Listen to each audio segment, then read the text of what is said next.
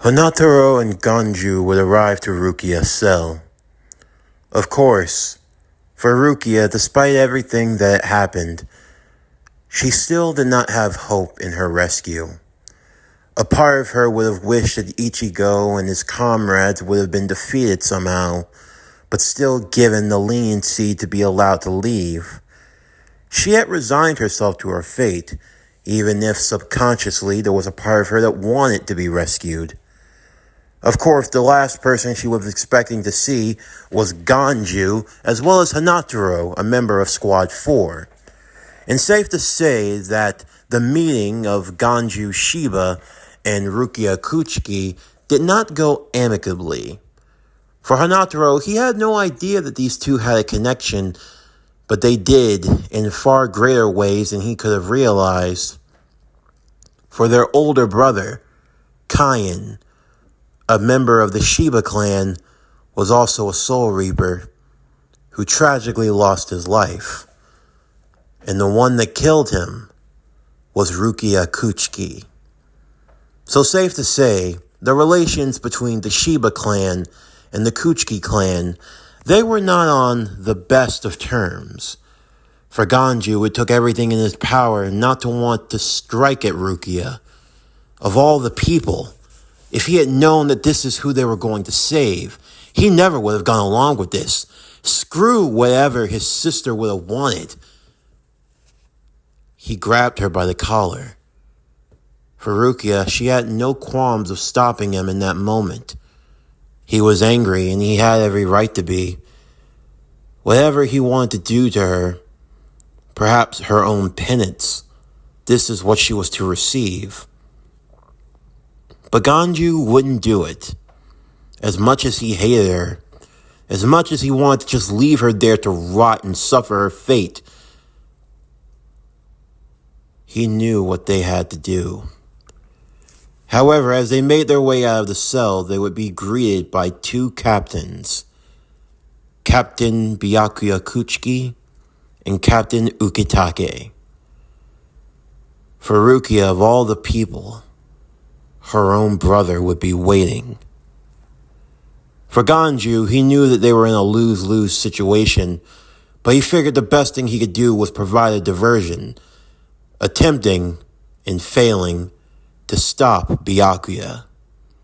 He found himself suffering the might of the captain of Squad 6, his body cut to rivets as he lied on the ground bleeding. Rukia knew that there was nowhere for them to run. The only thing she could do was ask for some sort of mercy, not to take their lives. But at that moment, flying in the air, of all people, Ichigo would descend. Byakuya, surprised that the boy had made it this far, believing that he would have died a long time ago. But now everything made sense. "It's been a while, Byakuya Kuchiki," Ichigo said. "So, you were a part of the troublesome Ryoka, though I should have known. I don't know how you've managed to gain Soul Reaper power again, even after the power that Rukia gave you was taken away. But I warned you. You would have been better off staying in the world of the living after I spared your miserable life." "Aw, you think you spared me?" Ichigo said. "Well, allow me to put all of that to rest. You see, it's not just me you pissed off.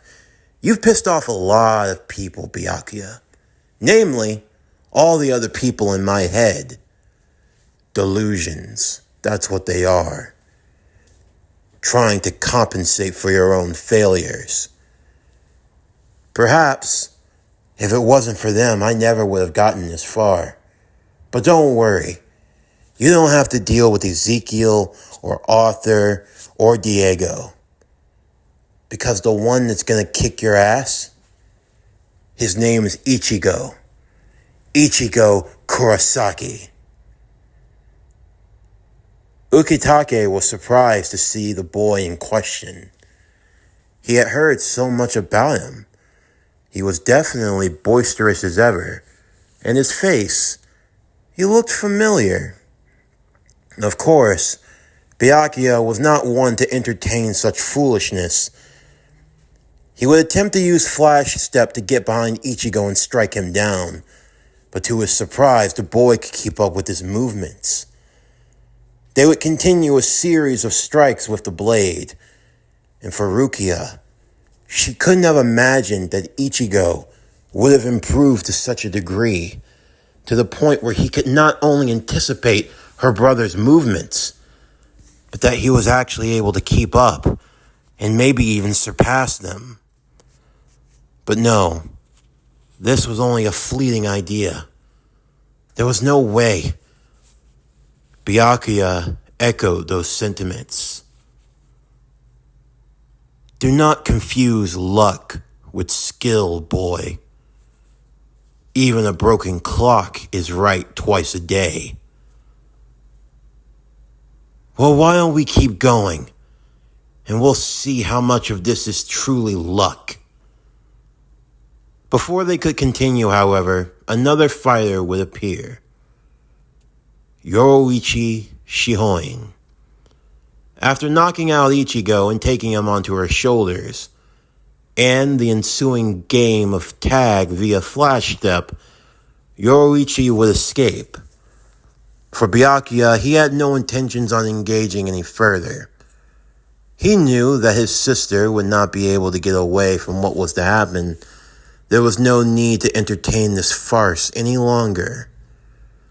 As for Ukitake, members of his squad would arrive, moving in to help in recovering the wounded. Hanataro would look to the captain, scared of what was his fate. You have no reason to worry. We won't do you any harm. Besides, you have friends in high places. I do? Thank you, Captain, sir. Ukitake would then turn to Rukia, who passed out from the high spiritual pressure that she had experienced. And you too. You have friends looking out for you. More than you realize. As for Yoroichi, she would take Ichigo to a private area within the Soul Society. A secret cave that only she and a few close friends knew about. Her reason for bringing Ichigo here was dramatic. Under normal circumstances, the training that she was about to bestow upon Ichigo would take a minimum of 10 years, and that was just for beginners. No, this training could take centuries to master. But unfortunately, they didn't have that kind of time. As Ichigo would awaken, Yoroichi would explain the state of affairs. You have 3 days, Ichigo. 3 days to do what? Ichigo asked. Your training. If you truly wish to save Rukia and to defeat Byakuya, you will need to take the power of your Zanpakuto to the next level. Yoroichi would explain that when it came to the Zanpakuto, it had 2 evolutions. Of course, your standard Zanpakuto looked like your average sword, ones that everyone carried. The first transformation, which was known as the Shikai, was the first stage of a Zanpakuto. Of course, he had already seen examples of that firsthand, namely, in the form of Renji's Zabimaru. But that only came from knowing the name of your Zanpakuto. The second stage, this was a stage beyond the first. The first stage known as Shikai. The second was a Bankai. To achieve Bankai, one must not only know the name of their blade, but must become harmonized with the weapon, to subdue and master it. Once that was done, the blade would achieve its stage of Bankai, with an increase of power 3 to 5, maybe even 10 times over. But of course, this level of mastery took years of work, and for Ichigo, he would only have 3 days. Using a specially made training dummy, once Ichigo stabbed the dummy with his blade, it would draw out and manifest his Zanpakuto into the real world. At that point, Ichigo would have to defeat his Zanpakuto and gain mastery over it. Without hesitating, he smashed into the training dummy with his sword, and Zangetsu would emerge, the older man shrouded in black. The training from here would be left to Ichigo, as Zangetsu would summon a myriad of swords, all similar to Ichigo's blade but in different shapes and sizes. As Zangetsu explained, Ichigo had to find the real Zangetsu, the real Zanpakuto, and defeat him with it before he killed him. And he only had 3 days. But in the meantime, within the Soul Society, an underlying current of chaos was now starting to emerge. Safe to say, everyone in the lower ranks, nobody knew what was going on. Within the prison, 3 of its captors would escape: Renji, Izuru, and Momo, all lieutenants who had been arrested. For Renji, he would make his way to the secret hideout where Ichigo and Yoruichi were, as he too wanted to get in some training with his Bankai. But as for Izuru, as well as Momo, no one had found a trace of them. Among many that were worried was Captain Hitsugaya, along with his lieutenant Rangiku. For Hitsugaya, he had been trying to make sense of everything that was happening. First, there was the invasion of the Ryoka, which, if that in and of itself was just one big mess, considering the fact that it had been days now, literal days, and the Ryoka were just stalking about through the Soul Society. They were supposed to be irreparable. They were supposed to be the paragons of this realm, and yet now they were made to look at laughingstocks. If that wasn't worse, there were reports going about from the Kami realm stating that some coup was taking place in Olympus of all places, and that Lord Zeus was dead. How the hell did that happen? Of course, there was the qualms of rebellion coming from the beast realm, and there was a whole lot of mess going on Earth. Safe to say, it seemed like all the realms were being thrown out of whack, and everything was going to hell in a handbasket. I mean, what was supposed to happen next? Was Lord Mephisto going to make an appearance out of hell? If that happened, then the world was truly going to come to an end. But they had their own problems to deal with in the Soul Society. There was the death of Captain Aizen. There was Gin Ichimaru, who just reeked of betrayal.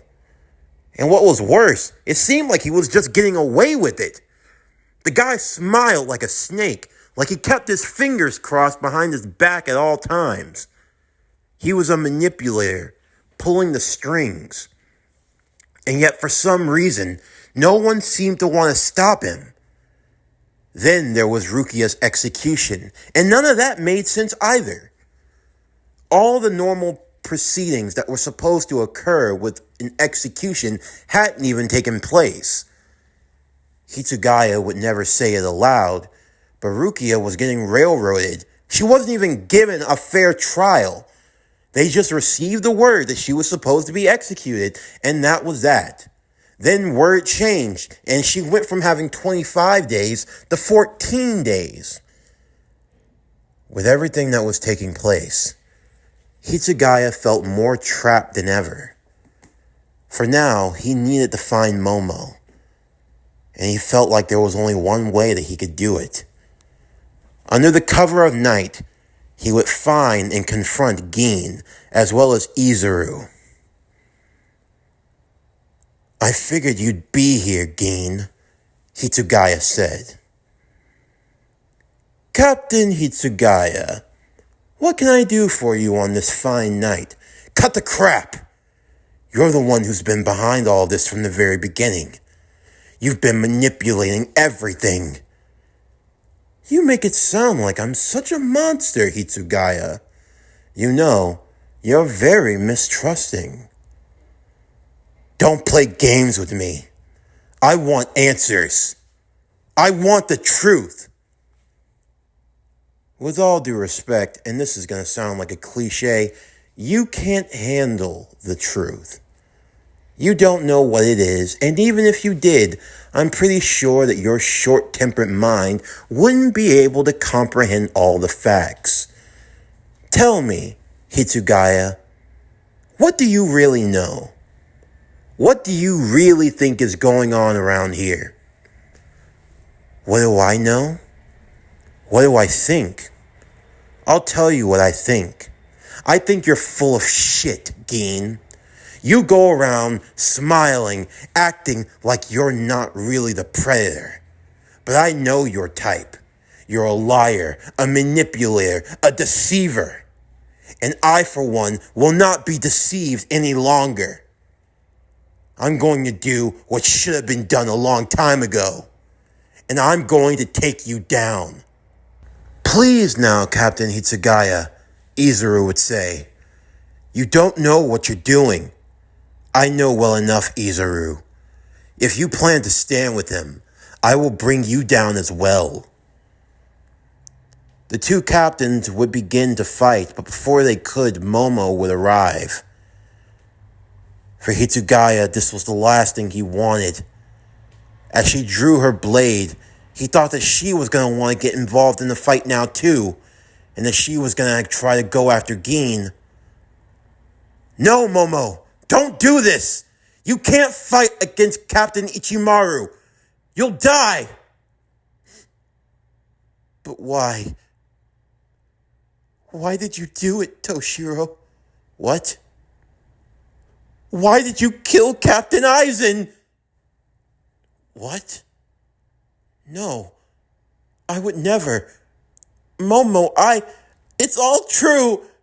Captain Aizen left me a letter. He told me everything. You're the one. It's been you. You were after the Sokyo coup. A power of over 1 million Zanpakuto. You wanted it to be unsealed. You were going to steal it. He went to confront you that night, and you killed him. Why, Toshiro? Why would you do it? No. Momo, please, you have to believe me.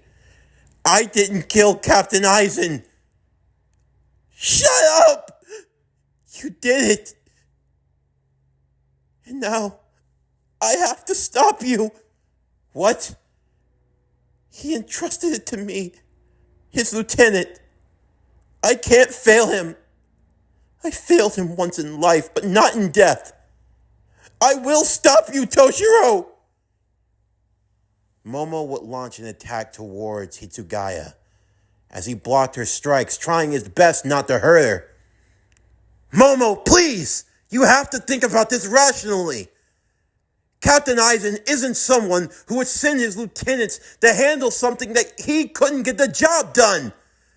Do you really think that he would entrust all of this to you?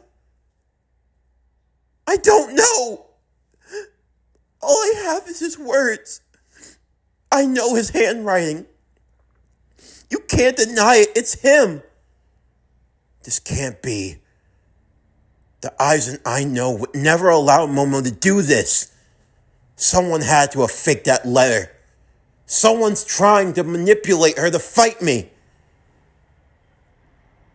Geen. This is all his fault. Hitsugaya would have to use force to knock her out. As he laid her to the ground, he noticed, through the tears that ran dry on her cheeks, the blood that was etched on the hilt of her blade from gripping it so hard. She was truly conflicted inside. I warned you, Geen. I told you what would happen if you messed with Momo. I said I'd kill you. Captain Hitsugaya, Gin said. You would be wise not to keep throwing those threats around. Now, out of respect for a fellow captain, I've tried to be tolerable, reasonable even. But if you insist on having this fight to the death, then I will be glad to oblige. After all, I am the one who will avenge Captain Eisen. And your treachery, it will not go unpunished. Just who the hell do you think you are, Gin? As the two of them would prepare the battle, unleashing their Zanpakutos, they would be stopped as Rangiku arrived, warning that if they persisted any further, she would side with her captain, and Ichigo and Gin would find them fighting them both. For now, Rangiku needed her captain to think things clearly. If they were truly going to get to the bottom of this and everything that was happening. Rangiku, please, Captain Hitsugaya. I know you're angry, but we have to think. Think about Momo. Right. Hitsugaya would return his Zanpakuto to its sheath, as Gin and Izuru would leave. If things were at a boiling point now, then the water was now overflowing at this point. Because the next day, a special alert was given out all through the Serite. Attention! Attention! This is an emergency announcement from Central 46. The prisoner, Rukia Kuchiki, will be executed in the next 29 hours. I repeat, the prisoner, Rukia Kuchiki, will be executed in the next 29 hours. This decision is final and irrevocable. That is all. What? There's no way. Why are they moving it up so high? 29 hours? You've got to be kidding me, Hitsugaya said. If Captain Eisen was right, if all of this truly is to get their hands on the Sogyoku, Rangiku, you know what we have to do. We can't allow Gin to get away with this. But what can we do, Captain? Rangiku would ask. The execution's in less than 29 hours. We have to stop it ourselves. Come, Rangiku. Where are we going? We're heading to Central 46. But sir, you know that once the decision's been made, desperate times call for desperate measures. If we don't stop this, it could be the end of the Soul Society. As for Yoroichi, she watched on from a distance as Ichigo continued his training with Zangetsu.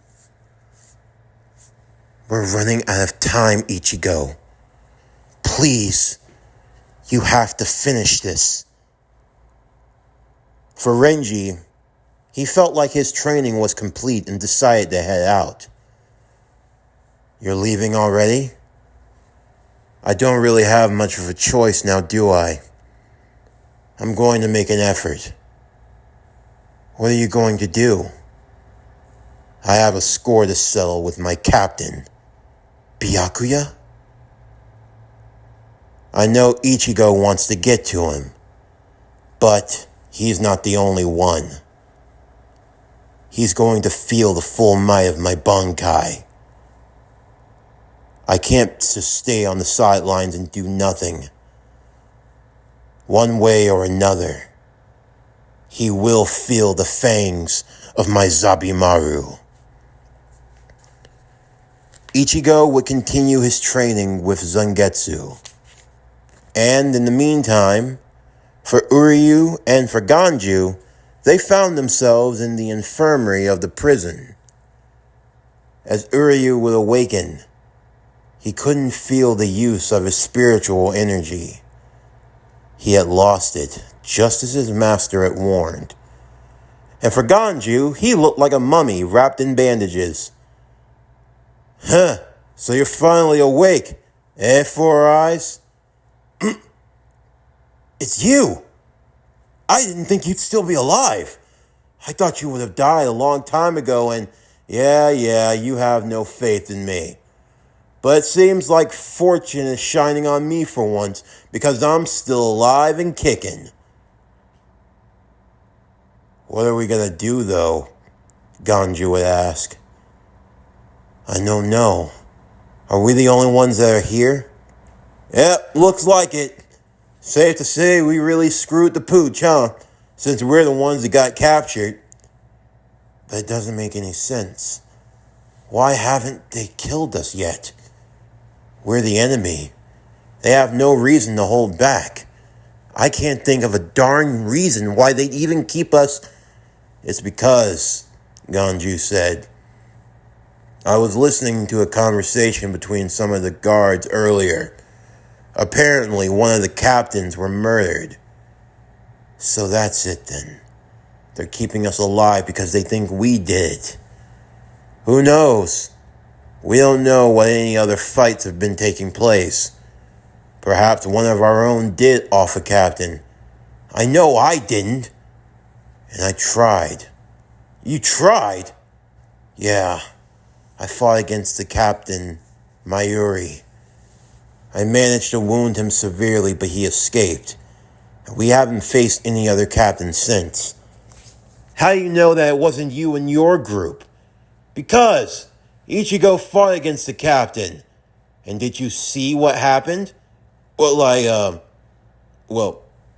no. Oh, God.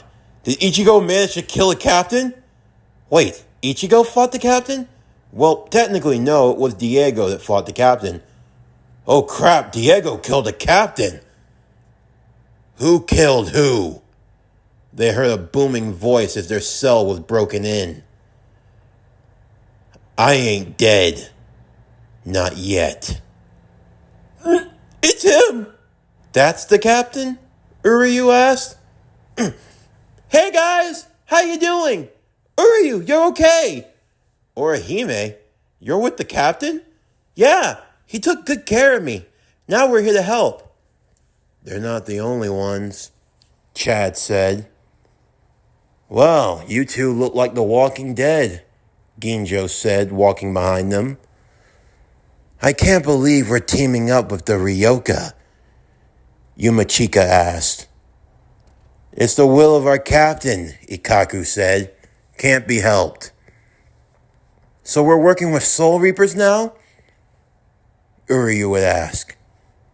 Look, you don't look a gift horse in the mouth and deny it, Ginjo said. We've come to some understanding. Now hurry up, we gotta get going right now. We don't have much time. Byakuya was making his way to the site of the execution. As he did so, he had a pleasant chat with Renji Abarai. It went about as well as you would think for Renji. His bankai was broken, and his lieutenant was left lying in a pool of his own blood. But Byakuya would give him credit. At the very least, he made him feel something. As for Kenpachi, he and his group would be making their way to the execution platform as well, only for them to be stopped by Captain Tosin of Squad 9 and Captain Kanamura of Squad 7, along with their lieutenants respectively. Ikaku and Yumachika would stay back to fight the lieutenants, leaving the captains to face Kenpachi Zaraki. As for the others, for what captains remained at this point, they would be present for the execution.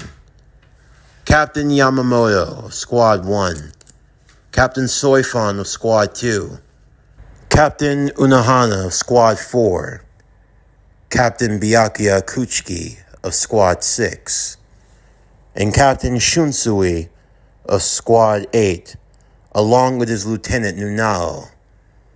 And say, for Captain Byakuya, the other captains' respective lieutenants were there as well, as the prisoner Rukia was brought to the execution block.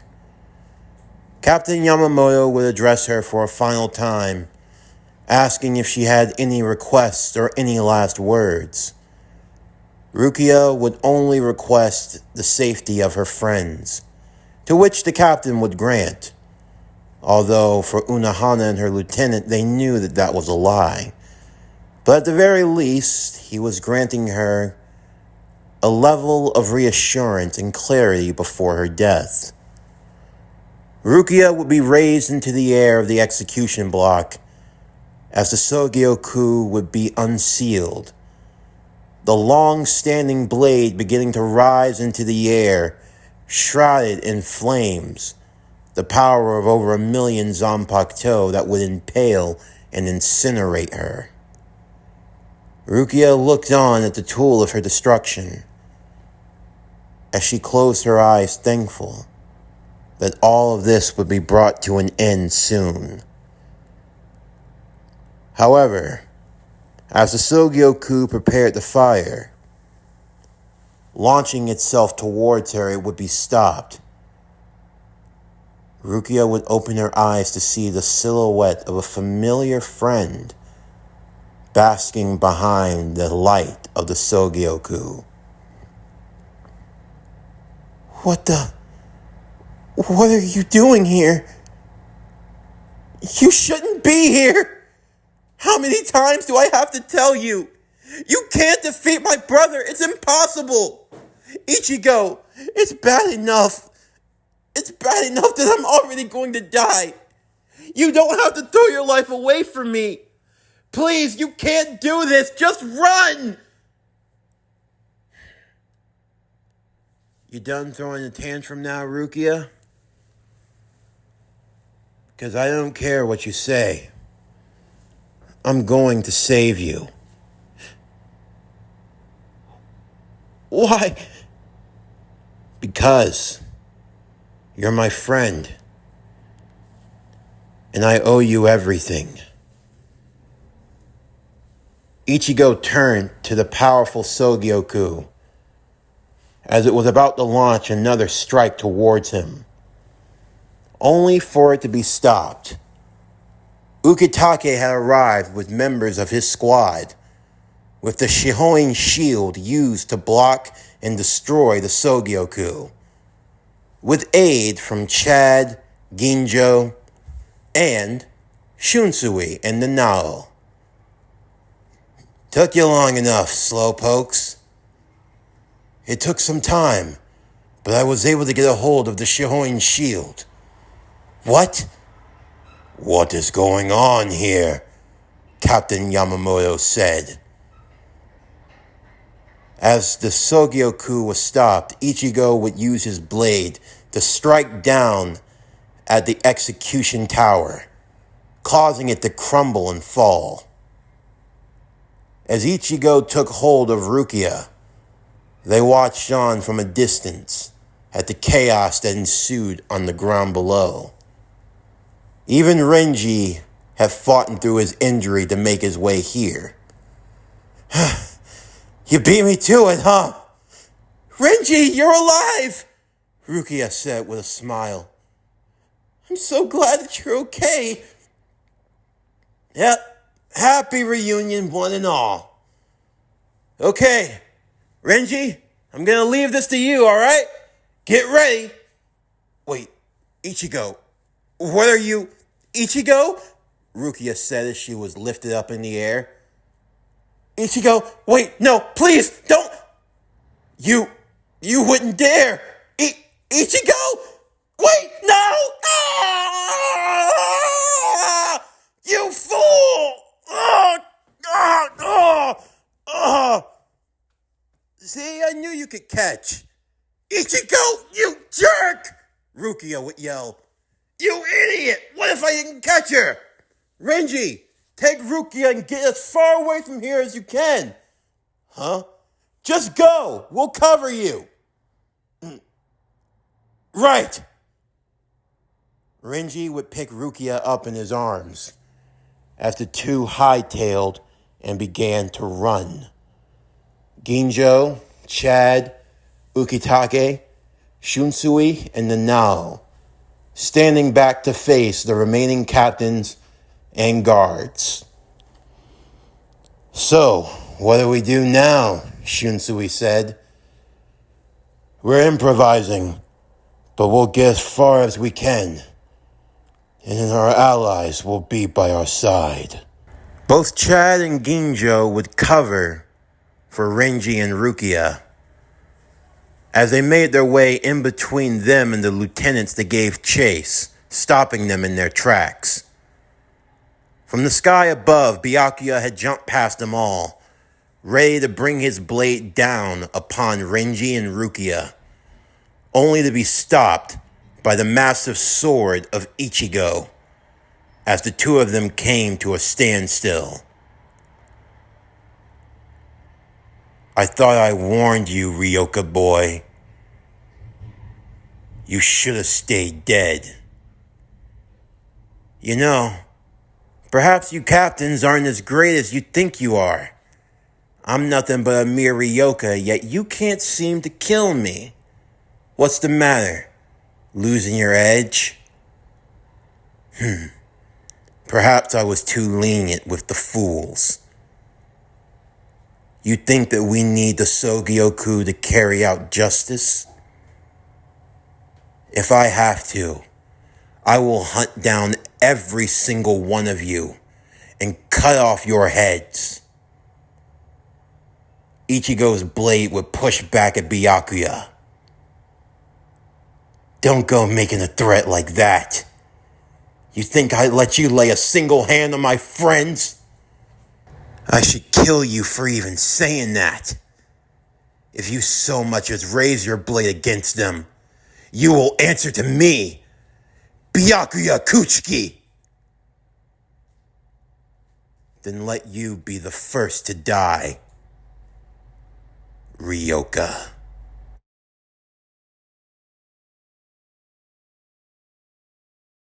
This concludes Bleach Midnight. What If Ichigo Was MoonKnight? Season 1, Part 10.